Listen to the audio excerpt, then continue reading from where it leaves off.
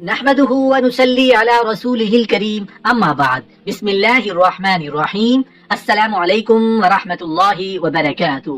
شرعی تقاضا پورا کرنے کے نہایت ضروری آداب۔ ہم بستری کے شرعی آداب کیا کیا ہے؟ ہم بستری سے پہلے کیا کرنا ضروری ہے؟ ہم بستری کے بعد کرنے والے ضروری کام۔ محترم ناظرین، جو آدمی نفس کی خواہش پوری کرتا ہے اس کا دل سخت ہو جاتا ہے، سوائے ہم بستری کے کہ یہ دل کو صاف کرتا ہے، اور اسی لیے انبیاء کرام نے کیا ہے۔ دوران مباشرت اگر مرد کا انزال جلد ہو جاتا ہو تو اسے چاہیے کہ چنے زیادہ کھایا کرے۔ مباشرت کے دوران مرد کا عضو ڈھیلا ہو جاتا ہو تو اسے چاہیے کہ مباشرت سے پہلے کچھ دیر سو جایا کرے، یعنی نیند پوری کر کے مباشرت کیا کرے۔ محترم ناظرین، پہلے ہم بات کر لیتے ہیں کہ شرعی تقاضا پورا کرنے سے پہلے، یعنی ہم بستری سے پہلے کیا کرنا ضروری ہے۔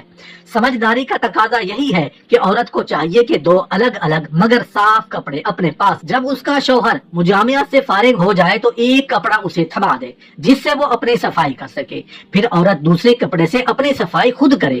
اگر ان کے پہنے ہوئے کپڑوں میں جنابت کا کوئی اثر نہ پہنچا ہو تو وہ ان کپڑوں میں نماز بھی پڑھ سکتی ہیں۔ محترم ناظرین، اسلام نے طہارت اور صفائی کے نظام کو جتنی اہمیت دی ہے شاید کسی مذہب نے دی ہو۔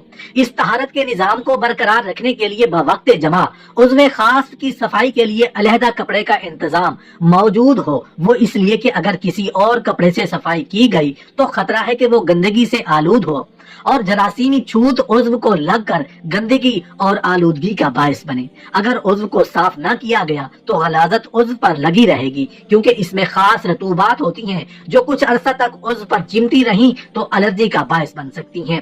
دوسری مرتبہ ہم بستری کرنے کے لیے ضروری ہے کہ عضو کو بالکل صاف کیا جائے۔ دوبارہ ہم بستری کرنا مقصود ہو تو عضو خاص کو دھو لیا جائے۔ مختلف اتباع کا کہنا ہے کہ ایسا کرنے سے عضو میں توانائی آتی ہے اور اثر نو چستی پیدا ہوتی ہے۔ دراصل ہم بستری سے قبل عضو مخصوص میں سختی نہ ہونا اس بات کی علامت ہے کہ عضو مخصوص میں دوران خون تو ہے لیکن صرف اس کی تندرستی برقرار رکھنے کے لیے، لیکن جب ہم بستری کا خیال پیدا ہوتا ہے تو خون بکثرت عضو مخصوص کی شریانوں میں پھیل کر اسے پھیلا دیتا ہے اور سخت کر دیتا ہے۔ چونکہ دوران خون کی زیادتی کی وجہ سے عضو مخصوص کی حرارت بڑھ جاتی ہے اور بڑھی ہوئی حرارت منی کو پتلا کر دیتی ہے، اس لیے ایک ہم بستری کے کچھ وقفے کے بعد عضو کو دھو لیا جائے تو حرارت معتدل ہو جاتی ہے اور صورت انزال نہیں ہوگی، وقفہ بڑھے گا اور لذت بھی برقرار رہے گی۔ اگر ہم بستری کے وقت پیشاب کا شدید تقاضا نہ ہو تو خواہ مخواہ پیشاب نہ کریں، ورنہ عضو کا انتشار جلد ختم ہو جائے گا۔ مباشرت کا فطری طریقہ تو یہی ہے کہ عورت نیچے ہو اور مرد اوپر رہے، چنانچہ سارے حیوانات اسی فطری طریقہ پر عمل کرتے ہیں اور قرآن پاک میں بھی یہی طریقہ بیان کیا گیا ہے۔ اس کی صورت یہی ہو سکتی ہے کہ عورت چت لیٹے اور مرد کے اوپر لیٹے، تو اس طرح مرد کے جسم سے عورت کا جسم ڈھک جائے گا۔ اسی طریقہ میں زیادہ راحت اور آسانی ہے، عورت کو بھی مشقت نہیں اٹھانا پڑتی، نیز اس تکرار حمل کے لیے یہ بھی طریقہ مفید ہے۔ شیخ الرئیس کے نزدیک جماع کی تمام شکلوں میں بری شکل یہ ہے کہ عورت مرد کے اوپر ہو اور مرد نیچے چت لیٹا ہو، کیونکہ اس صورت میں منی مرد کے عضو میں باقی رہ کر متعفن ہو کر اذیت کا باعث ہوتی ہے۔ مختلف کتب احادیث سے ہمیں یہ معلوم ہوتا ہے کہ ہم بستری کرتے وقت اندھیرا یا مدھم روشنی ہونا درست ہے۔ ہم بستری کرتے وقت روشنی ہلکی یا مدھم ہو تو پر لطف ہم بستری ہوگی، کیونکہ ہم بستری کا عمل مسلسل ایک پرسکون عمل ہے۔ اس پر پرسکون عمل کے لیے پرسکون ماحول چاہیے اور وہ ماحول تیز روشنی میں یکسر ناممکن ہے۔ اس لیے ہم بستری کے عمل کو پر لطف اور کامیاب بنانے کے لیے ضروری ہے کہ یا تو بالکل اندھیرا کر دیا جائے یا مدھم روشنی کو اختیار کیا جانا چاہیے۔ عورت کا جماع سے قبل ٹھنڈے پانی سے استنجا کرنا اس کی شہوت میں اضافہ کرتا ہے۔ جماع سے قبل ٹھنڈے پانی سے استنجا کرنا انزال میں جلدی کا باعث ہوتا ہے۔ مزید برآں اس سے فرج میں تنگی اور لذت میں زیادتی ہوتی ہے۔ عورت جب جماع سے قبل پانی سے استنجا کرتی ہے تو یہ ہارمونز بہت کم ہو جاتا ہے، جس کی وجہ سے لذت جماع بڑھ جاتی ہے۔ عورت کی طاقت زیادہ اور انزال جلدی ہوتا ہے، جس کا فائدہ مرد کو پہنچتا ہے اور مرد بہت جلدی عورت پر قادر ہو جاتا ہے۔ عورت اس عمل سے بے شمار نفسیاتی امراض سے بچ جاتی ہے۔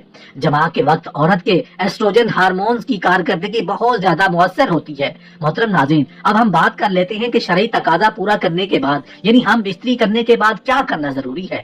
ہم بستری کے بعد کوئی مرغن یا شیریں غذا، انڈے کا حلوہ، گاجر کا حلوہ، شہد آمیز دودھ یا میوہ جات کا آمیزہ کھا لینے سے قوت بہا کم نہیں ہوتی۔ اگر کچھ بھی میسر نہ ہو تو تھوڑا سا گڑ ہی کھا لیں، مگر پاکی حاصل کرنے کے بعد ہی کھانا بہتر ہے۔ ہم بستری کے فوراً بعد ٹھنڈا پانی نہ پیئیں۔ عموماً لوگ ہم بستری کے فوراً بعد ٹھنڈا پانی پینا پسند کرتے ہیں، جو ہمارے جسم کے لیے بہت ہی نقصان دہ ہے، کیونکہ اس وقت انسان کا جسم بہت ہی زیادہ گرم ہوتا ہے۔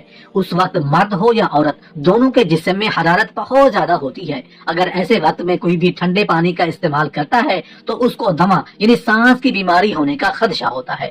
عموماً اکثر ہم گرمی میں دھوپ سے باہر سے گھر آتے ہیں تو بزرگوں کا کہنا ہے کہ پسینے میں پانی مت پیو، پسینہ سوکھنے کے بعد پانی پینا۔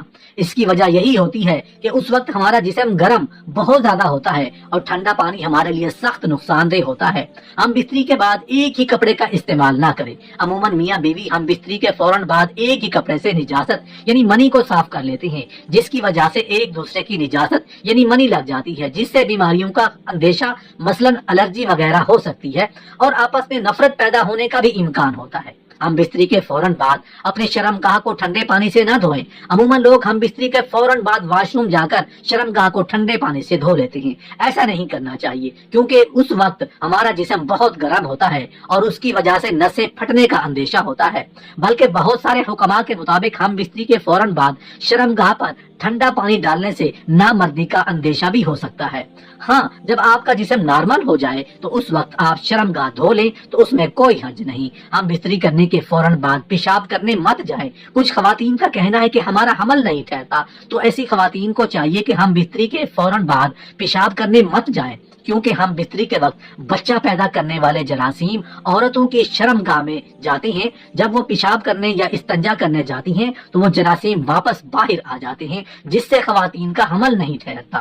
اس لیے خواتین کو چاہیے کہ وہ ہم بستری کے بعد کم از کم 15 سے 20 منٹ تک لیٹی رہیں اور وہ اس کے بعد ہی استنجا یا پیشاب کی حاجت ہو تو جائیں، تاکہ جو مادہ یا جراثیم اندر گیا ہے وہ باہر نہ آنے پائے۔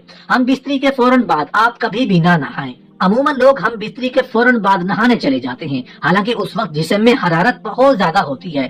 ایسے میں اگر آپ اپنے جسم پر ٹھنڈا پانی ڈالو گے تو یہ بھی آپ کے جسم کے لیے بہت نقصان پہنچا سکتا ہے۔ اس لیے عورت اور مرد کو چاہیے کہ ہم بستری کے بعد کم سے کم 15 سے 20 منٹ کا وقفہ ہونا چاہیے، تاکہ آپ کے جسم کا درجہ حرارت نارمل ہو جائے اور اس کے بعد آپ نہانے، پیشاب کی حاجت یا استنجا کے لیے جائیں۔ اگر آپ لوگ ہم بستری کے فوراً بعد نہائیں گے تو اس سے بہت سی بیماریوں کا اندیشہ رہتا ہے۔